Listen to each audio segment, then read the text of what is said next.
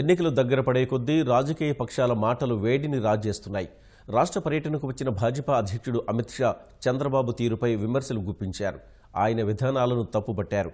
కేంద్రం సాయాన్ని చిన్నదిగా చూపుతున్నారని మాటల దాడి చేశారు. అలాగే ఢిల్లీలో ఈసీని కలిసిన ప్రతిపక్ష నేత జగన్ వైకాపా సానుభూతి పరుల ఓట్లు తొలగిస్తున్నారని ఫిర్యాదు చేశారు.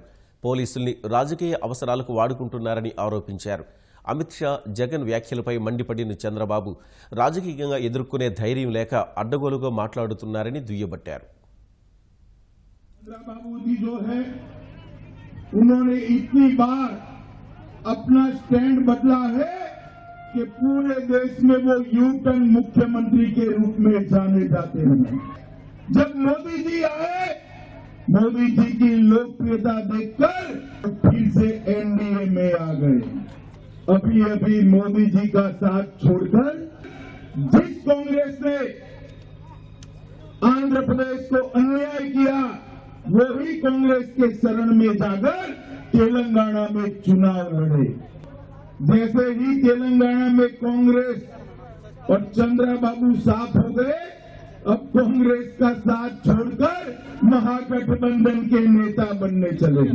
एक बार आंध्र प्रदेश में भारतीय जनता पार्टी को मजबूत कर दीजिए। अब कभी भी कितना भी करे, एनडीए के अंदर चंद्रबाबू नायडू का प्रवेश हम नहीं होने देंगे। हमारे दरवाजे हमेशा के लिए इनके लिए बंद करें।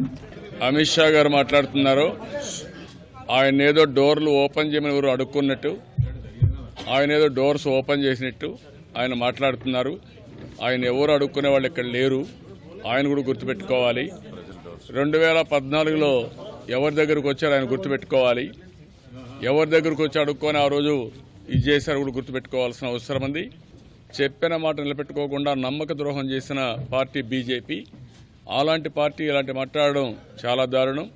రేపు ప్రజలే వీళ్ళు డోర్లు క్లోజ్ చేసే పరిస్థితి వస్తుంది. ఆ విషయం వీళ్ళు గుర్తుపెట్టుకోవాల్సిన అవసరం ఉంది. ఆయన అనుకుంటున్నాడు ఏదో ఒక అవినీతి పార్టీ ఉంది, ఆ అవినీతి పార్టీ వస్తుంది వీళ్ళని కాపాడుతుంది అనుకుంటున్నారు. ఆ అవినీతి పార్టీతోనే మీరు ఇది చేయండి, ఏం బాధ లేదు. మీరు మమ్మల్ని ఏమీ ఇది చేయక్కర్లేదు. మాకు ఇచ్చిన హామీలు నిలబెట్టుకునే బాధ్యత ఉంది.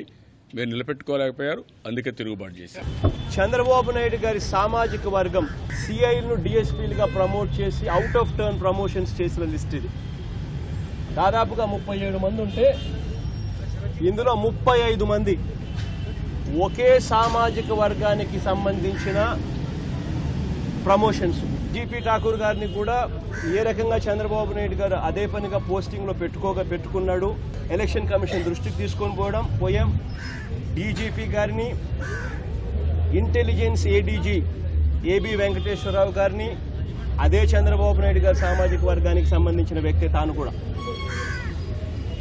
DIG law and order coordination Gattaneni Srinivas గారిని, వీళ్ళ ముగ్గురిని ఎట్టి పరిస్థితుల్లోనూ ఎలక్షన్ డ్యూటీ నుంచి తప్పిస్తే తప్పనిచ్చి ఎలక్షన్లు ఫ్రీ అండ్ ఫెయిర్గా జరగవు అని చెప్పి కూడా ఎలక్షన్ కమిషన్ దృష్టికి కూడా తీసుకొని పోవడం జరిగింది. ఎప్పుడు ఇలాంటి తప్పుడు ప్రచారాలు, తప్పుడు విషయాలు కులాల మధ్య కూడా చిచ్చు పెట్టే పరిస్థితి వస్తూ ఉంటారు. ఇది నీచం, పరమ నీచం ఇది.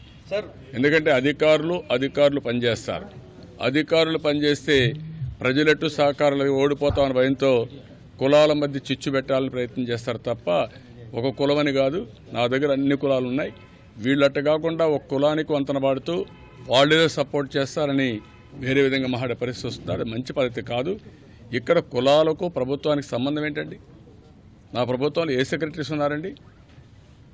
ఆల్మోస్ట్ ఆల్ ఉన్నారు. మంత్రులు ఎవరు ఉన్నారండి? 4 రెడ్లు ఉన్నారు. ఎక్కడెవరికి అన్యాయం జరిగిందంటే సామాజిక న్యాయం చేయడం నేను ముందుంటాను అట్లని చెప్పి అందరినీ కూడా ఉంటారు. అంతేగాని ఒక ఎస్సీ ఉంటారు, ఒక బీసీ ఉంటారు, ఒక ఓసీ ఉంటారు, ఒక రెడ్డి ఉంటారు, ఇంకొక ఆయన ఉంటారు, అందరూ ఉంటారు. అందరితో కలిసి చేసేది రాజకీయం తప్ప రాజకీయాల్లో ఇలాంటి కులాలు, మతాలు తీసుకొచ్చి చిచ్చు పెట్టాలని కూడా నీచం, పరమ నీచం ఇది.